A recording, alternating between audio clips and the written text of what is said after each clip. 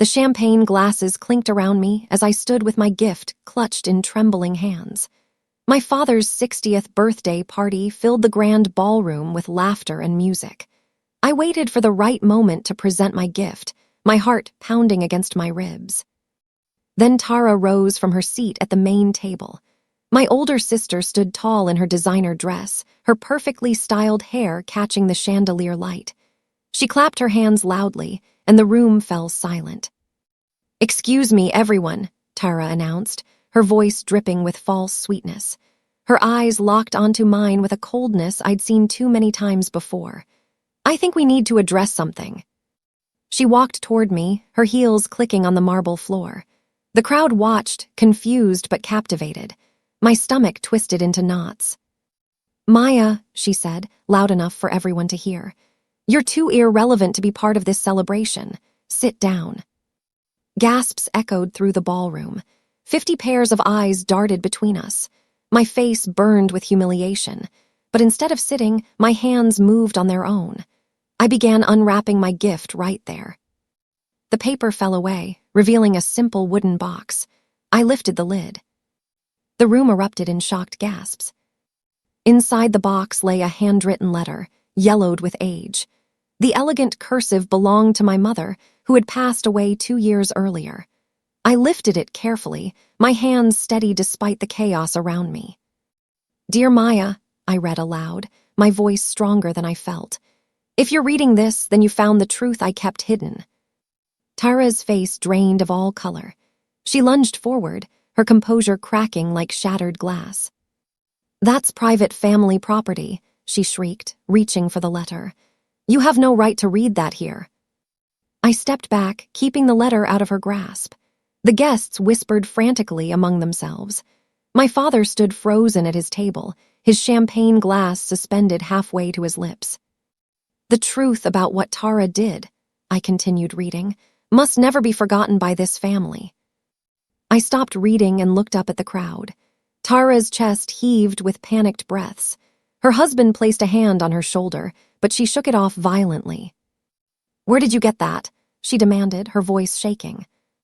I folded the letter carefully and placed it back in the box. "I think everyone deserves to know," I said calmly. Tara lunged at me again, this time with genuine desperation. 2 cousins had to hold her back as she screamed. "That letter belongs to all of us, not just you." Her mascara began to run down her cheeks. "You're making a scene, Maya, just like always, trying to steal attention." But the guests weren't buying it anymore. Aunt Patricia stood up, her face stern. "Tara, why are you so afraid of a letter from your own mother?" she asked pointedly. Uncle James nodded in agreement. "Let the girl speak. Something's not right here." My father finally found his voice. "Maya, perhaps this isn't the appropriate time." "When would be appropriate, Dad?" I interrupted, surprised by my own boldness. "At another family gathering where Tara humiliates me, or maybe in private where you both can convince me to stay quiet." The room fell silent again. Even the waiters had stopped moving. Tara's eyes darted toward my father, a silent plea for help. He looked away. "I'll explain how I got this letter," I announced, "and then you'll all understand why Mom left it specifically for me." 3 months earlier, I had been cleaning out Mom's old sewing room. Dad wanted to convert it into a home office, and I'd volunteered to sort through her things. It was painful work, touching her fabrics and finding her reading glasses tucked between pattern books. Behind the old sewing cabinet, I noticed something odd. The back panel didn't sit flush against the wall. When I pressed on it, the panel swung open like a small door. Inside sat a locked wooden box, dusty and forgotten. My heart raced as I examined it. A small key hung from a thread tied around the box's handle, as if Mom wanted it to be found, but only by someone who looked carefully. I'd unlocked it with shaking hands. Inside, I found old jewelry, some legal documents, and the sealed letter with my name written on the envelope in Mom's handwriting. But there was something else, too. A small USB drive, wrapped in a note that read, "When the time is right." I'd taken the box home that night, hiding it in my closet. I hadn't opened the letter immediately, sensing that whatever it contained would change everything. Back at the party, Tara had recovered some composure, but her eyes remained wild with fear. "This is typical Maya behavior," she told the guests, forcing a laugh. "Always seeking attention, making everything about her, even at Dad's birthday." But Cousin Helena spoke up. "Tara, we've all noticed how you treat Maya, for years now." Other guests nodded. The whispers grew louder. My hands stopped shaking. I pulled out my phone from my purse, where I'd stored photos of everything in the box. "Mom knew something about you, Tara," I said clearly. "She left evidence with me because she trusted me to use it wisely." Tara's face twisted with rage and panic. She grabbed her clutch purse and turned toward the exit. "I don't have to listen to this nonsense," she spat. But before she could take 3 steps, my father's voice boomed across the ballroom. "Tara, sit down." Everyone froze. Dad never raised his voice, never commanded. His face was pale, his jaw clenched tight. He knew something. Tara slowly returned to her seat, defeated. I reached into my purse and pulled out the USB drive, holding it up for everyone to see. "This contains answers," I announced. "Mom recorded something before she died, something she knew we'd need to see." Tara gripped the edge of the table, her knuckles white. Her husband whispered urgently in her ear, but she barely seemed to hear him. "I'm not going to play it yet," I continued, enjoying the power shift I'd never experienced before. "Because there's more to this story that you all need to understand first." Uncle James leaned forward. "What kind of recording, Maya?" "The kind that explains why Mom changed her 3 weeks before she died," I said. "And why certain people in this room tried very hard to prevent anyone from finding this USB." Tara's mouth opened, but no sound came out. "Actually," I added, watching my father's reaction, "someone warned me not to open that box. Someone sent me a threatening note months ago, telling me to leave it alone." Dad's hand trembled as he set down his glass. "Who?" Aunt Patricia demanded. I paused for effect, just like in the stories Mom used to read me. 2 months earlier, I'd found an envelope slipped under my apartment door. Inside was a single sheet of paper with words cut from magazines, like something from a crime movie. "Don't touch what doesn't belong to you." I'd suspected Tara immediately. It felt like her style, dramatic and threatening. But when I compared the note to samples of her handwriting, nothing matched. The precision of the cut letters, the choice of magazines, all felt wrong for Tara's impulsive personality. I'd shown it to my best friend Zoe, who worked in forensics. She couldn't trace it officially, but she noticed something interesting. The magazines used were all business publications, the kind kept in office waiting rooms. That's when I realized it probably came from someone who worked in an office, someone who had access to those specific magazines. I'd started watching Dad's company building. On my 3rd visit, I saw someone I recognized leaving with a stack of old magazines for recycling. Veronica, Dad's personal assistant. She'd been with him for 15 years, loyal to a fault. When I confronted her in a coffee shop, she'd broken down almost immediately, admitting everything. "Your father told me to warn you," she'd sobbed. "He didn't want you digging into your mother's things." Now, standing in the ballroom with everyone watching, I revealed the truth. "Dad's assistant, Veronica, sent that note," I announced. She was following his instructions. Veronica, who had been serving drinks in the corner, dropped her tray. Glasses shattered across the floor. She looked at my father with betrayal in her eyes. "I'm sorry," she whispered, tears streaming down her face. "I'm so sorry, Maya. He said it was to protect you from painful memories." The guests erupted in shocked murmurs. My father stood slowly, his face a mask I couldn't read. Tara's shock mirrored everyone else's. "Dad, you knew about the box."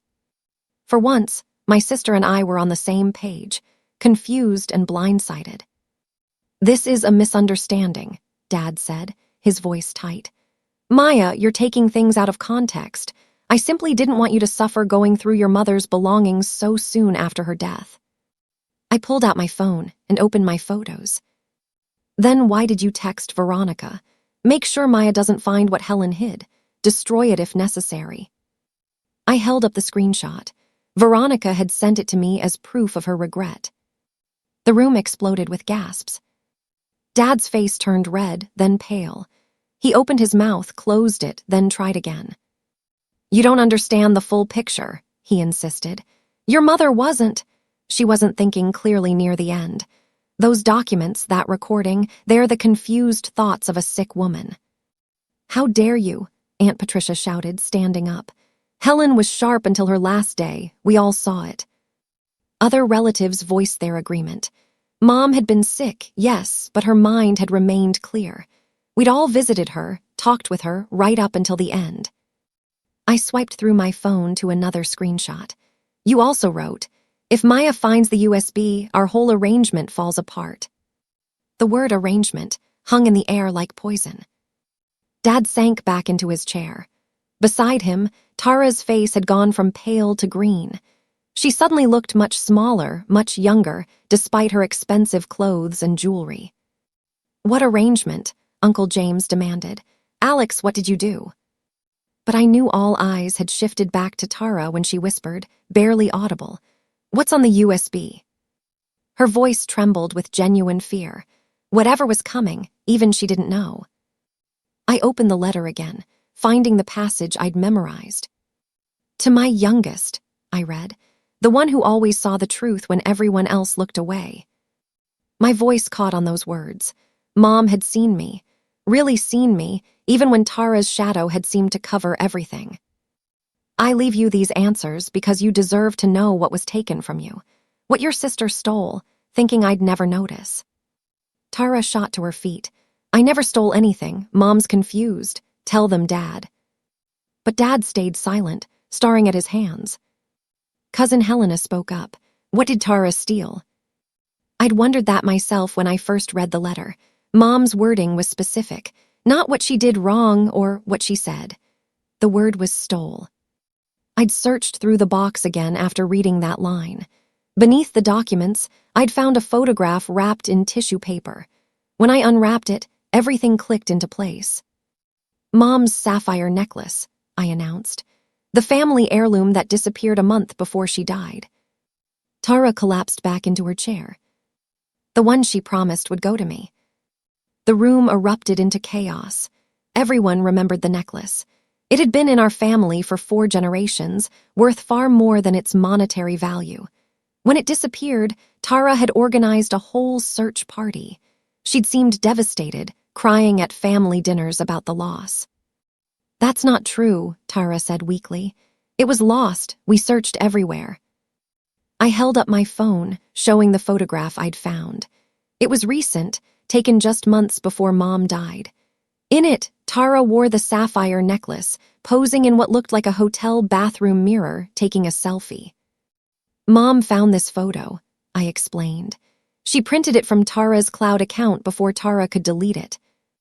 Tara's husband stared at her in disbelief. You told me that necklace was gone. You cried about it. I can explain, Tara stammered, but no explanation came. Aunt Patricia shook her head slowly. Why, Tara? Why steal from your dying mother? The question hung heavy in the perfumed air of the ballroom, but I knew the answer. I'd found it in the legal documents in Mom's box. Because of the inheritance clause. Everyone fell silent again, waiting. I pulled out a folded document from the wooden box. It was a copy of Mom's original will, dated 3 years before her death. In Mom's first will, I explained, the family necklace was meant to be given to me on my 25th birthday. Whoever possessed it would also receive controlling shares in Grandma's trust fund. Mom set it up that way to ensure financial security for whoever inherited the necklace. Uncle James understood immediately. So if Tara had the necklace, she'd control the majority inheritance, I finished. The house, the investments, everything tied to that trust. The math was simple and brutal. The necklace was worth maybe $50,000. The trust fund it unlocked was worth millions. Tara buried her face in her hands, her shoulders shaking. But when she looked up, I didn't see guilt in her eyes. I saw fear. You don't know the whole story, she whispered. You don't know what I was up against. Then tell us, Aunt Patricia demanded. Tara looked at Dad, waiting for him to speak. When he remained silent, something broke inside her. Fine, she said, her voice suddenly hard. I took the necklace, but only because Dad told me to. Every head swiveled toward our father. Dad's face turned purple. That's a lie, Tara, don't you dare. It's not a lie, Tara screamed, standing up so fast her chair toppled backward. You came to my house at midnight, remember? You told me Mom was going to leave everything to Maya. You said I had to act fast or I'd lose my inheritance. She pointed a shaking finger at him. You're the one who told me about the necklace clause. You're the one who said if I had possession of it, the lawyers would have to honor the terms. The guests sat frozen, watching our family implode in real time. I'd suspected Dad's involvement, but hearing it confirmed still sent shock waves through me.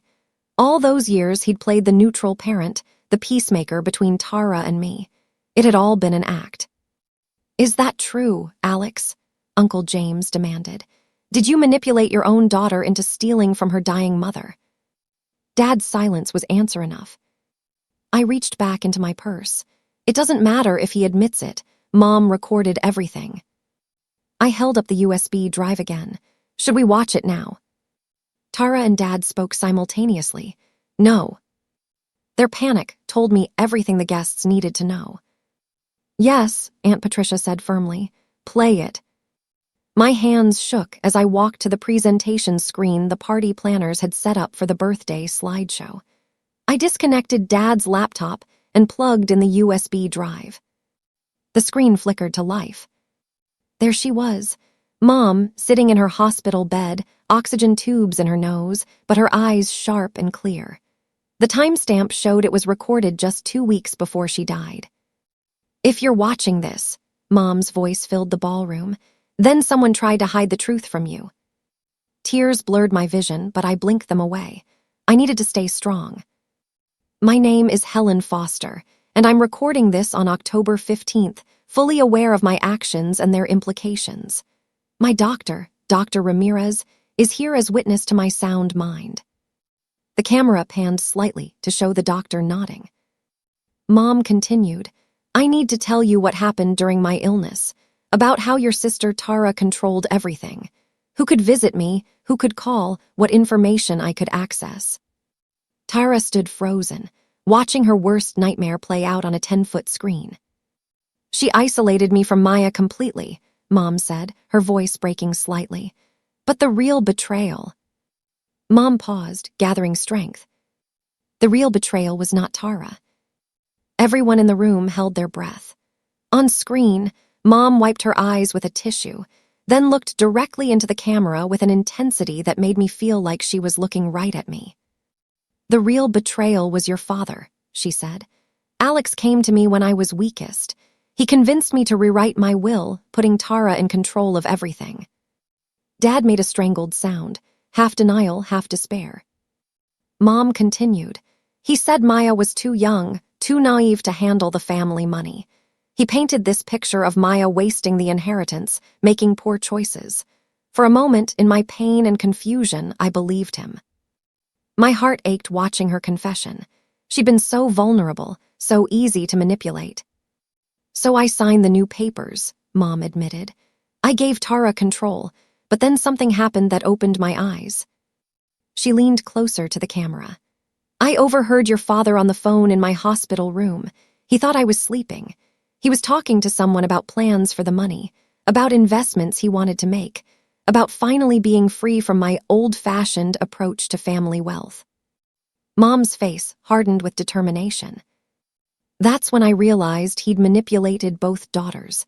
He'd turned Tara into his accomplice and tried to cut Maya out completely. On screen, Mom reached beside her bed and pulled out an envelope. So I fixed it, she said. I called my original lawyer, Vincent Morrison. She stopped and corrected herself. Vincent Patterson. I had him come to the hospital secretly. We rewrote everything again, back to my original intentions. She held up the envelope to the camera. This is my true final will, Notarized, witnessed, and legally binding. It's hidden in my sewing cabinet behind the back panel. Maya, I know you'll find it. You always loved that room. My throat tightened. She'd known me so well. The new will leaves the house, the trust fund, and controlling shares of the family business to Maya, Mom announced. Tara receives a fair portion, but not control. And Alex. Her expression turned cold. Alex gets exactly what he contributed to our marriage. Nothing. Everything was my family money, and I'm taking it back. Gasps echoed through the ballroom. Dad stood up, swaying slightly, his face ashen. This is insane, he muttered. She was medicated, this won't hold up. But Mom had anticipated that too. I've ensured 3 independent doctors have evaluated me and declared my mental competence. The paperwork is with the will. The video continued playing, but the room had already erupted into chaos. I paused the video and pulled out another envelope from the wooden box, this one with official legal seals. The true will, I announced, holding it high enough for everyone to see. Exactly where Mom said it would be. Dad lunged forward, his careful composure completely shattered. Uncle James and 2 cousins blocked his path, holding him back as he shouted. That's not legal. I'll contest it. Helen wasn't in her right mind. Actually, came a voice from the back of the room, I can confirm she was. An older gentleman in a suit stepped forward. I recognized him from Mom's funeral, but hadn't known who he was. I'm Vincent Patterson, Helen's attorney, he introduced himself. I've been waiting for this moment. Helen asked me to attend this party specifically to verify the will's authenticity if needed. He pulled out his own folder. I have all the documentation here. 3 psychiatric evaluations confirming Mrs. Foster's mental competence. Video recordings of her signing the will. Witness statements from medical staff. Dad collapsed back into his chair, his empire crumbling around him. Tara remained frozen, staring at the screen where Mom's face was paused mid-sentence. There's more to the recording, I said quietly. Should I continue? Everyone nodded. I pressed play. Mom's face filled the screen again, and this time she looked directly at the camera with something like sadness. Tara, she said, I know what you've done, and I know why. Your father poisoned you against your sister from the time you were teenagers. He saw Maya's independence as a threat to his control over the family. Tara's face crumpled, tears streaming freely now. He told you lies about Maya, Mom continued. Made you feel like you had to compete for everything. Made you believe that being cruel to her was somehow protecting yourself. I hadn't known any of this. I'd always thought Tara's meanness came from her own insecurities, not Dad's manipulation. But you're an adult now, Mom said firmly. You made your own choices. You chose to isolate me. You chose to take the necklace. You chose to believe your father's lies instead of seeing the truth. Mom's expression softened slightly. I still love you. You're still my daughter, but love doesn't mean protecting you from consequences. The camera angle shifted as Mom adjusted something. Maya, this next part is just for you. I felt everyone's eyes on me as Mom's voice became gentler, more intimate. Maya, my sweet girl, Mom said, her voice thick with emotion. You've always been the strong one, not because you're tougher than Tara, but because you learned to be strong despite everything. I wiped tears from my cheeks, not caring who saw. The will leaves you the house on Maple Street, controlling shares of the Foster Family Trust and the business properties downtown. It's a lot of responsibility, but I know you'll use it wisely. She smiled weakly. But more than the money, I'm leaving you the truth. The documentation in this box proves everything. Your father's manipulation, Tara's complicity, all of it. Mom leaned forward slightly. You get to decide what to do with it. You can expose them publicly, take them to court, or you can choose mercy. Whatever you decide, know that I support you. Her eyes glistened with unshed tears. I'm sorry I didn't protect you better when I was healthy. I'm sorry I let your father turn your sister against you, but I'm not sorry for leaving you this choice. You've earned the right to decide your own path. The video ended. The screen went dark. The ballroom stayed silent for a long moment. Then I pulled out one more envelope from the box. "Before she died," I said, my voice steady now, "Mom documented everything Tara did over the years, every time she sabotaged me." I opened the envelope and pulled out printed emails, text messages, and handwritten notes. "Remember when I lost that job opportunity at Thompson Industries?" I asked Tara. "You told me they'd called to say the position was filled." I held up an email. "They never called. You intercepted their email offer and deleted it. Mom found it in the trash folder of the family computer." Tara's husband stood up and moved away from her, his face a mask of disgust. "Remember my college graduation party that nobody came to?" My voice cracked slightly. "Tara told everyone it was canceled because I'd gotten food poisoning." I showed another printed message. "Mom found texts where you bragged about it to your friends." Guest after guest looked at Tara with new understanding. The whispers grew louder, more judgmental. "There's a whole timeline here," I continued. "Years of deleted messages, stolen opportunities, blocked invitations. Mom documented all of it."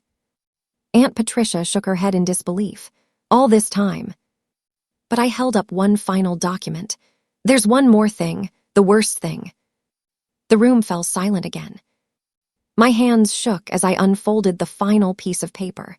This one hurt the most, even though I'd read it dozens of times.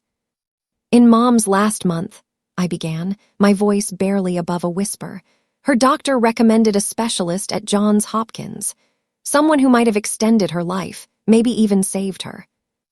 Dad's head snapped up. "What?" "The appointment was scheduled for September 15th, but someone canceled it." I looked directly at Tara. "You called the hospital and said Mom was too weak to travel." Tara's face went white. I thought I was protecting her. The trip would have been so hard."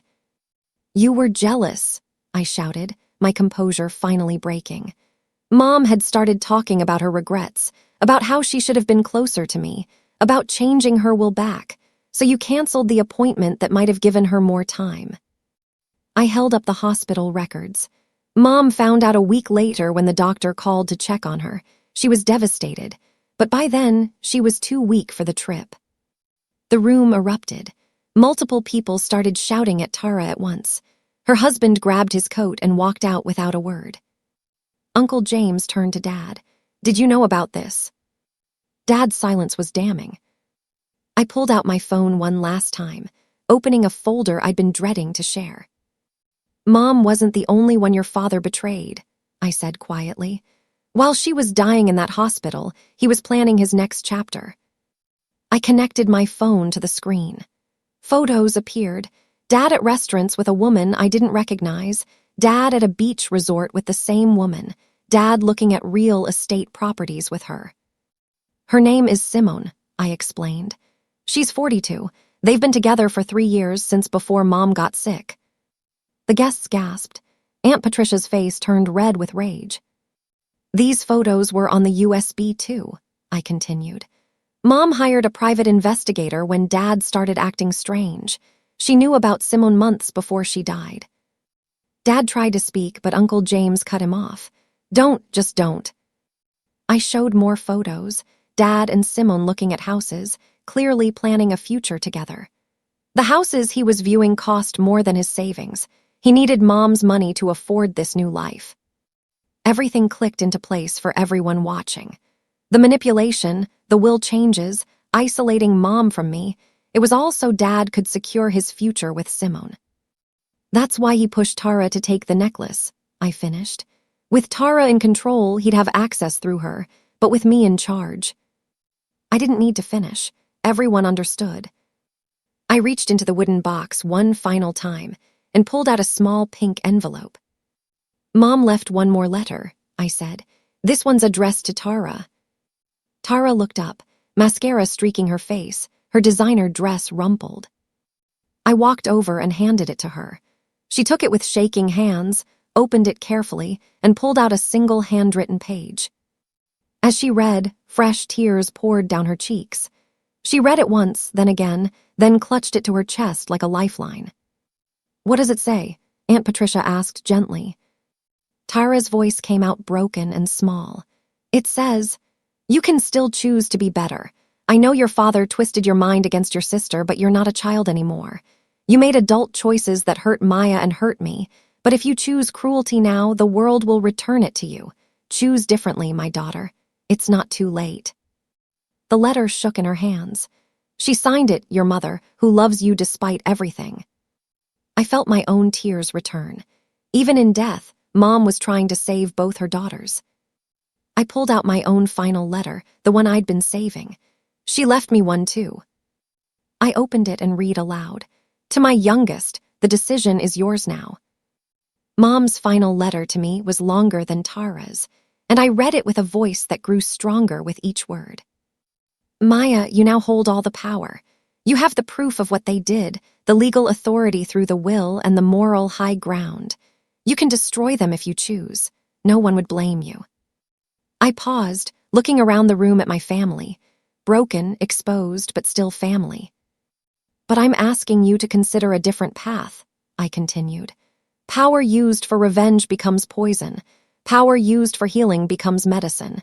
You get to decide which one you want to carry." Tara sobbed quietly.